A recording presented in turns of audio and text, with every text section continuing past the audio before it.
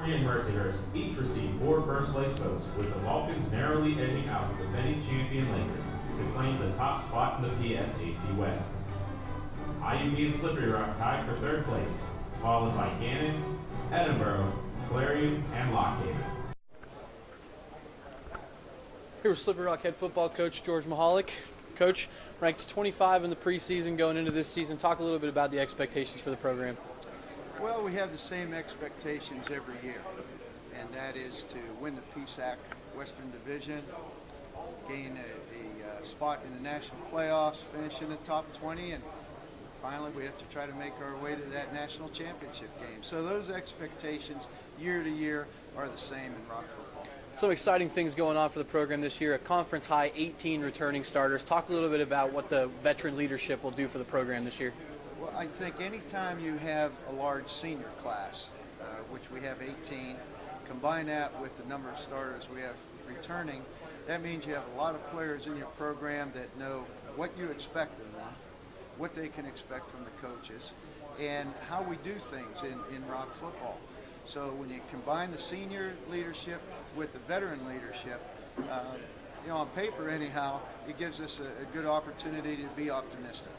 And looking at some pretty outstanding preseason honors this year for a few players in particular, namely Akeem Satterfield, who's here with us today at PSAC Media Day, along with Andre Freeman and also Zach Sheridan. Talk a little bit about what it means to be able to have those guys earn some preseason honors like that.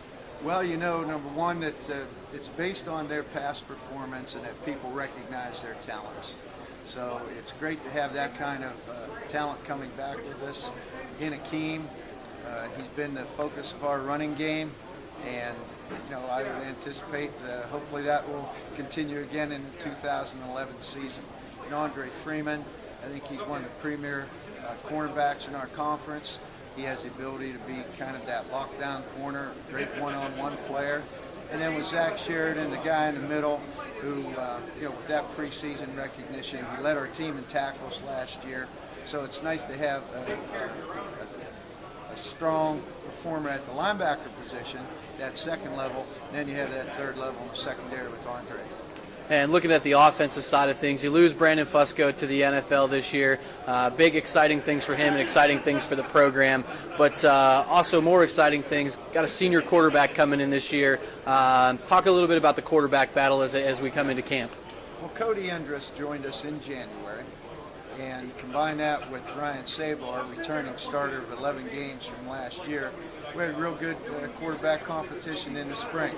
Cody brings with him starting experience and playing experience from the Division I level, combined with Ryan's experience here at the Rock. So I'm confident we have some great depth at the quarterback spot, maybe the depth we haven't had in the past. And that bodes well for good competition here coming into the fall semester or fall season.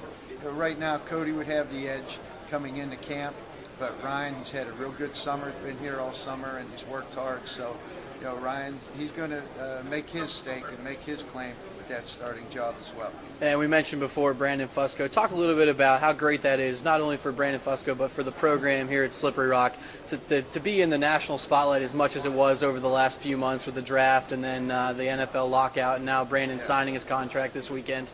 Well, it's a culmination of a dream, the young guy's dream, which many of us had, but Brandon's getting a chance to live his dream.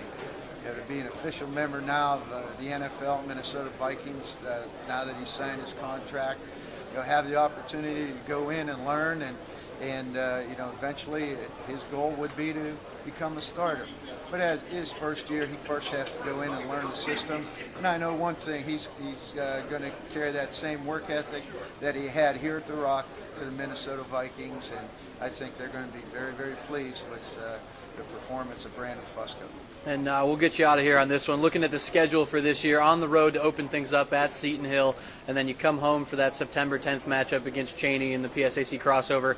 Also going to be a special night for you, as the stadium will be rededicated in your honor that night. Talk a little bit about the way the schedule sets up for the year and what that night, that September 10th night, is going to mean to you.